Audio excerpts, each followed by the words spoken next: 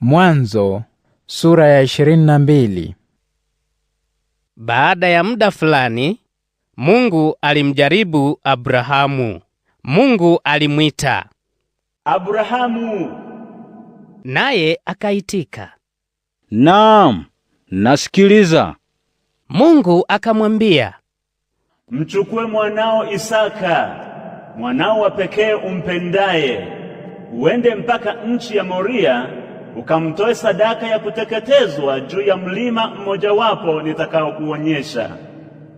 Basi kesho yake Abrahamu akaamka asubuhi na mapema, akatandika punda wake, akawachukua watumishi wake wawili pamoja na Isaka mwanawe, akatayarisha kuni kwa ajili ya sadaka ya kuteketezwa.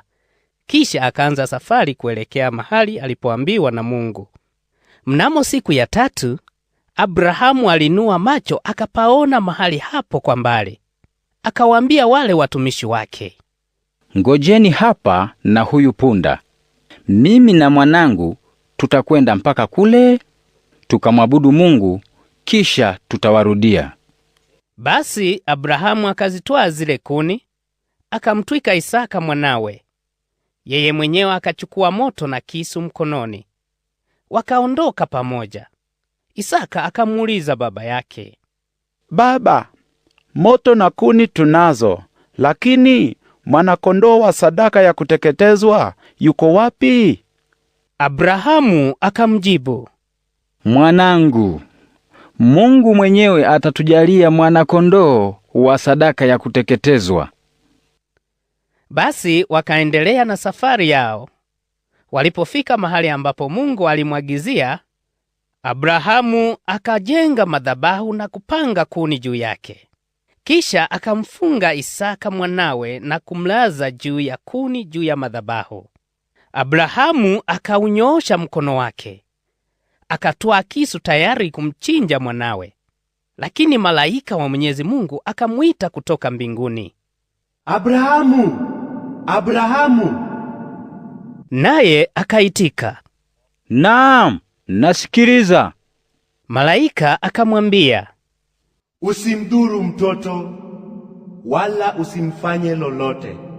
Sasa ninajua kwamba unamcha Mungu, kwani hukuninyima hata mwanao wa pekee.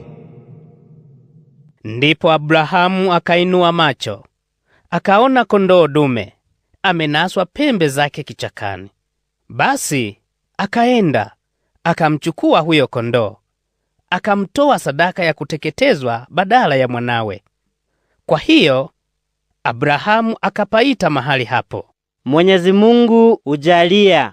kama isemwavyo hata leo, Katika mlima wa Mwenyezi Mungu watu ujaliwa.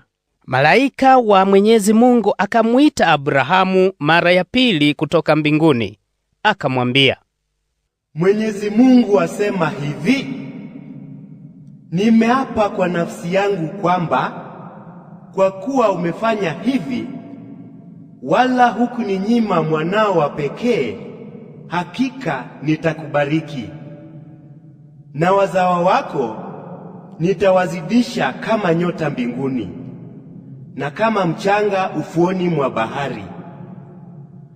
Wazawa wako wataimiliki miji ya adui zao.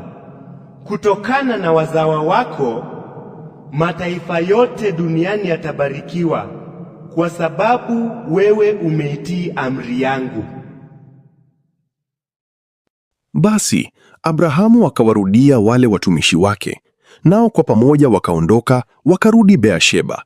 Abrahamu akakaa huko Beersheba. Baada ya matukio hayo, Abrahamu alipata habari kwamba Milka pia amemzalia Nahori nduguye watoto wa kiume: Usi mzaliwa wa kwanza, Buzi ndugu yake, Kemueli baba yake Aramu, Kesedi, Hazo, Pildashi, Yidlafu na Bethueli. Bethueli alimzaa Rebeka. Milka alimzalia Nahori ndugu yake Abrahamu watoto hao 8. Zaidi ya hayo, Reuma, suria wa Nahori, pia alimzalia watoto: Teba, Gahamu, Tahashi na Maaka.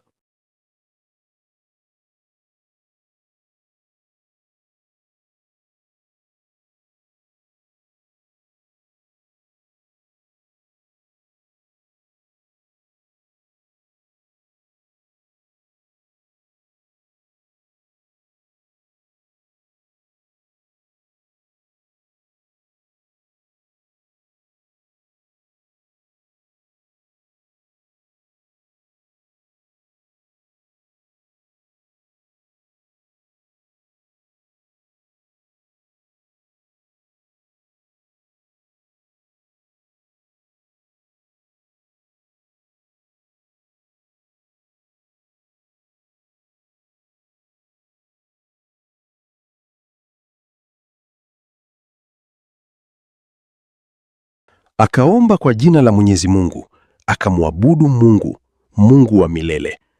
Abrahamu alikaa katika nchi ya Wafilisti muda mrefu.